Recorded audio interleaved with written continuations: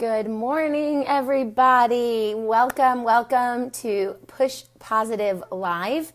I'm going to just share this on my page really fast, and then we'll get started. Thank you guys for being here. I really appreciate it. I've been sick all week. This is the first day I have my voice back, and it's been an interesting couple of days. So let me just share this on my page so we can get started, and I'd love it if you'd share it too. This is Push Positive Live. We meet every Tuesday morning, 11 a.m. Eastern Standard Time. So I'm just hopping on to my Facebook page now. Hopefully I can see. Here we go. I'm going to share this on my page, and then we'll get started. So if you are watching live, type in the comments live. If you are watching the replay, type replay below. I love to know who's watching live, who's watching the replay, and just knowing that you're watching makes me so happy. So like I said, I've been sick all week. I lost my voice for the whole week. My face is puffy. Been walking around with some tissues and some tea, and I'm sure a lot of you have been getting sick as well. This is the season for getting sick, so that is a little bit related to our topic today, this season of getting sick, and we'll talk more about that a little bit later. What I want to talk to you about today is, just in case you haven't been watching Push Positive Live, or this is your first time, I wanted to explain the format so that you'll know what to expect every time you pop in. First, I'm going to welcome you. Let me know where you're tuning in from. I'd love to see where my viewers are tuning in from. Again, type replay below if you're watching the replay, or live below if you're watching the live. And then after we do the welcome, I'm going to introduce myself, which I didn't do yet. I'm Melissa Jakubovic. I'm an author, health, and life coach. Here on my page, My Coach Melissa, and you can visit us at mycoachmelissa.com, or here on Facebook at facebook.com/mycoachmelissa. So it's just a lot of health-related tips and tricks, mental-related tips and tricks, something about bringing all aspects of your life together to be the best you that you can be, the healthiest you that you can be, the happiest you that you can be. So that's basically what this page is all about. And then after we do the welcome and the introduce, hi guys, thanks for being on. Give me some love, some likes, and some hearts. Comment below if you're here joining us live or in the replay.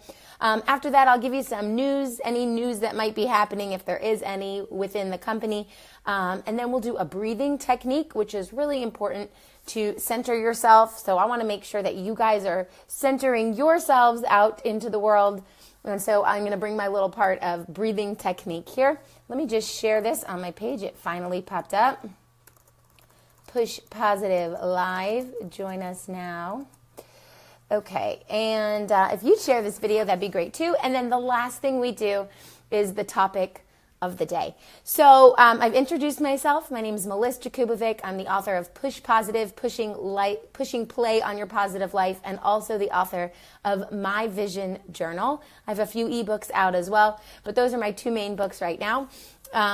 I also run health challenges. So if you guys are struggling with your weight or your health or trying to get fit, this is a great place to get information on that and sometimes hop into our challenge groups. We also have some paid challenge groups as well to help you feel motivated, which will be a nice segue into our topic when we get there. And then there's also a bunch of mental shifts that you can do to become a happier person, to make sure that you're really paying attention to you and your needs, taking me time. It's really, really important. So stop back in on the page throughout the week and get some nice motivation there. Thanks for joining us. Give me some love. I'd love to see some likes and hearts and anything else that you'd like to share with me. I don't see any comments, but sometimes the comments are a little bit slow, so I don't see them till afterwards. So if you have any comments and I don't answer them, I will come back and respond. Type in live if you're seeing this live, or replay if you're watching the replay. And now I want to go into the breathing technique of today, and that is called Nadi Shodhana. Shodhana, and that is a type of breathing that is really prominent in yoga and in Ayurvedic practices as well. And basically, the reason why we do breathing techniques is because it brings this aspect into your breathing that you don't normally have. You know, you go about your day, you do all these busy things. Of course, you're breathing because you're alive, but you're not consciously breathing. And when you consciously breathe, it's a very powerful act. What happens is that you are thinking about this process of moving air throughout your body, but you could actually take your mind and say, where do I want this air to go? And use your mind to think about pushing the air to where you need it. So if you're meditating, you might just want to focus on breathing in and out and in and out. And that might seem boring if you're not the type of person to meditate or even sit still for a minute. But even taking 2 to 5 minutes a day to do that is going to relax you because you're really focusing on what you're doing. So this breathing consciously is very powerful. Now, if you have pain, let's say in your toe, you could think about breathing into your toe, and you're taking your mind and using it in a way that you wouldn't normally use it to heal yourself. Guys, we have so many people on today. Please give me some likes. I'm so excited that you're all on here. Thank you for joining me. Hi, Miriam. Thanks for being here. Okay, so when you're breathing consciously, you are really connecting two different sides of your brain. So basically, you have the voluntary nervous system. That's your physiological, conscious, like, oh, I'm breathing. Okay, I'm breathing. But then you also have your nervous system that you're healing or using when you're breathing, and it's usually not conscious. It's more of your subconscious. That's when you're running around doing errands and you don't realize, oh, I am breathing. So that's subconscious. And we're going to combine the conscious and the subconscious together. It's a good way in this Nadi Shodhana practice that I'm going to do with you now to cross-reference the brain. And that's actually good for memory. It's good to test yourself, see if you can. Have you ever written your name with your one hand and drawn a circle on the floor with your foot on the opposite side? That's crossing the right and left brain. So we're going to do that with our breathing. And it's really going to be a good way to balance your sympathetic, which is your fight and flight, and your parasympathetic, which is your rest and relaxed state. So we want to combine these together. So what we're going to do is you take your hand. If you're just popping on now and I sound a little funny, you missed me talking about how I've been sick all week and I didn't have a voice and I'm walking around with my tea and tissues. I wonder how many of you are walking around with tea and tissues. So this is how we start the practice. First of all, if you're having trouble breathing, I do recommend, even if you're not sick, blowing your nose before this, because we're going to be playing around with different nostrils. So this is alternate nostril breathing. You take your hand, you're going to take these last two fingers and bend them down. So you have just these three fingers, your peace sign and your thumb. Your peace sign fingers are going to go on one side of your nostril and your thumb is going to go on the other side, but we're going to alternate here. So if you were on with us last week, we practiced breathing in 4 counts, holding it at the top, breathing out 4 counts, and holding it at the bottom. And we're going to do something different and similar, but it's about each nostril. So we're going to breathe in on one side of the nostril and hold it, and then breathe out on the other side of the nostril and hold it, and that's one complete cycle. And then we're going to repeat the cycle in the opposite direction. So first you want to cover one side of your nostril, and we're going to breathe in from the side where your thumb is not covered. So you breathe in for a count of 4, and of course if you want to sit up tall and close your eyes, that's great. So breathe in for a count of 4 here. Then you're going to close it off and hold for 4 counts. And then you're going to open with your peace sign fingers and breathe out for 4 on this side. And then close again and hold for 4. Now we're going to repeat the process, but we're going to start on the peace sign fingers. So you breathe in, hold it for 4, and breathe out on your thumb. 3, 4, and then you hold.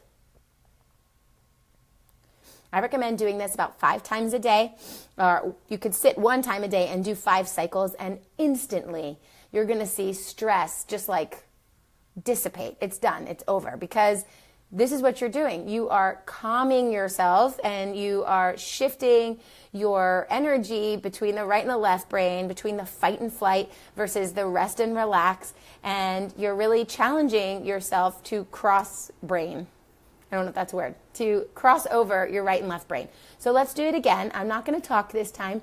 So if you're just joining us, this might look a little weird, but you could always go back on the replay. So you want to hold 2 fingers on one nostril, and we're going to breathe in for 4. Go.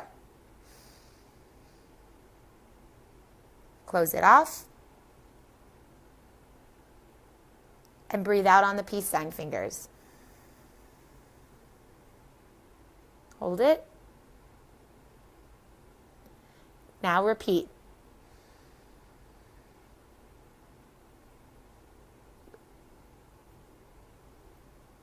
Breathe out. And hold. One more time. Breathe in on the thumb. Hold. Breathe out on your fingers. Hold. Other direction, go.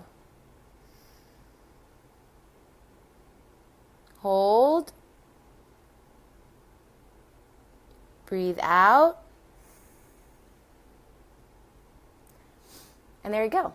Now, that was me just showing you, but you would do it maybe a little slower, maybe a count of 5, maybe shut the lights off, maybe make sure you're alone in a quiet space. You could do it at work if you're sitting at a desk, no one's around watching you, and you're stressed out and you want to rip your hair out. Do this instead. You do need to blow your nose beforehand, especially if you're sick. I'm sorry if I sound a little weird. So that was our breathing exercise. When you come here, Push Positive live every Tuesday at 11 a.m. We're going to do our welcome, introduce. I'll let you know if we have any news. We'll do our breathing exercise. And now we're going to go into our topic. And the topic for today is about motivation. Motivation, and I said it was related to being sick because everyone seems to be getting sick right now. The weather is changing. Temperatures were nice, calm, and all of a sudden they drop. So your body's not really sure what to do. And I got sick. Everyone I know got sick. My voice sounds a little weird. And when it's cold outside, like, you don't really want to get undressed, get into workout clothes, and start working out. You don't really want to leave the house. You want to sit by the fire under lots of blankets. You want to feel cozy. You want to feel warm, especially if you're sick. You don't want to go out. That desire to leave the house is usually not as strong in the winter. And so a lot of times we end up losing our motivation to work out, our motivation to take care of ourselves, our motivation to take me time. And a lot of people get depressed around this time. So we get sick. That's our physical aspect of our life. We get depressed or sad or lonely. That has to do with our relationships and our emotional state. And just everything's off, you know? Everything just feels, yuck. Hi, Maytal. Thanks for being here. I see you're online. So when everything feels really blah, how do we carry on that motivation? You know, a lot of us started the year off just 2 weeks ago with all these New Year's resolutions, and we're excited to get started. And then we get sick, or then it gets cold, or kids go back to school and there's a lot of stuff to do, and there's just not time for us. So first of all, I want to encourage you to carry on that motivation. I want you to remember when you sat down and made New Year's resolutions, if you did, and if not, it's not too late. We're only 2 weeks into a 52-week year, so you could still do it. I want you to remember that feeling that you had when you created this motivation. I want you to remember how excited you got in the pit of your stomach when you started thinking about all these possibilities and opportunities that you're setting yourself up for this year. And I want you to keep that feeling really strong. So when you lose motivation, instead of focusing on, oh, I suck right now, I haven't worked out in 2 weeks, I'm not feeling well, kids are going back to school, and there's no time for anything. Instead, I want you to really focus on that feeling you had when you set those goals, and that feeling that got you really excited about what that might look like for you if those goals really did come to fruition. And I want you to think about that feeling to push yourself through. It's not just write down these goals, they're going to happen, and that's the end. Instead, it's more about actively working towards these goals and remembering that it's a lifestyle change. Whatever that goal was that you set for yourself, it's a lifestyle change. So it's not a one-time thing, boom, and we're done. You really have to work on it every day. So I want you to get focused. Think about your breathing, sit, meditate if you need to, focus on your intention for the year, and keep yourself feeling encouraged and motivated to keep going on. And then, we have a lot to look forward to between November and January. We have Thanksgiving, we have Christmas or Hanukkah, or just winter vacation in general, where you can travel, you can visit family, you could go out of town. There's just so much to look forward to. And then we get to the middle of January, we get into February, and we've hit these winter blues. There's not much to look forward to as far as on your calendar. Of course, there's a lot to look forward to. There's something to be grateful for, at least one thing every single day. There's millions of things to be grateful for every day, but I'm talking more about like writing on your calendar, vacation. That's so exciting. And then when all that's done and you kind of need a vacation from your vacation, you end up feeling like drained almost. Like, gosh, everything was so high and wonderful, and now it's just back to regular blah. Hi, Kayla. Thanks for being on. And when you get back to that blah state, you fall into that winter blues, where you get sick and you don't get motivated and you just feel like crawling back into bed, and you start to hate things. You get negative. Maybe you snap at your kids more often. I don't know what it is, but you need to be in charge of your life so that all those things don't happen to you. All those relationships around you are not being compromised because you're not taking care of yourself. So you need to make sure that you're focusing on you and you're staying motivated so that all the other pieces of your life fall into place in a nice way. So I want you to take a walk. I know it's freezing outside. I want you to get fresh air, even if it's 10 minutes. I live in Atlanta and I'm freezing. So I can't imagine all of you northern people with 6 feet of snow, but you could sit on your porch or you could sit by the sidewalk and just breathe in that cold air. Of course, I want you to be wrapped up and warm so you don't get sick. Hi, Rosie. Thanks for being on. But I want you to really take in that moment of nature and that light. And when you expose yourself to light, of course, there's vitamin D and all that, but the light is coming in through your eyes, and what you're getting is a shot of serotonin and dopamine. And these are neurotransmitters that play a really big role in boosting your mood. And so when you're feeling really down and in the dumps, even if you're sick and you're in bed and you have a fever, I still recommend you going outside and getting sunlight and fresh air, no matter how cold it is, just for a few minutes, because it's really going to boost your mood. And being out in nature has this magical power that we're meant to be in nature. Before we built houses, we were living in nature. So our body has this like reset button when we go out into nature. So if you're having a crappy day or a crappy week or a crappy life, I recommend you go out into nature and make sure you reverse that, because there's no reason to live a crappy life or have a crappy day, because you can change it, you can shift it. So start by getting some sunlight and some fresh air. Hi, Joe. Thanks for being on. And, when your brain is producing these neurotransmitters, the serotonin, the dopamine, you're really happy and you feel alive. And when you're happy and alive, that ripples into every aspect of your life. Have you ever heard the saying, if mama ain't happy, ain't nobody happy? That's true, because if I'm a mom, which I am, and I'm pissed off for whatever reason, my kids are going to feel that energy and then react to that. And then they're going to go off into the world being pissed off. And whoever they're talking to is going to get that sense of energy. And our energy is so important. And it starts from inside. So you need to have a positive energy, or at least a baseline calming energy, that you're not just all the time like, boo, boo, boo. You want to be very calm so that you can pass that calmness off to all the people around you, and then they can pass it on. And that's really how we make a change in the world, from inside of ourselves. So you want to make sure that you're getting fresh air, even if you're not feeling well. You go outside and you really let that serotonin and that dopamine, you get a shot of that, and you really can boost your mood and change your life. And then the last thing is I want you to forgive yourself. So if you did snap at your spouse today, or your boss screamed at you and now you hate your life, I want you to just let it go, forgive yourself. Did you make a mistake at work?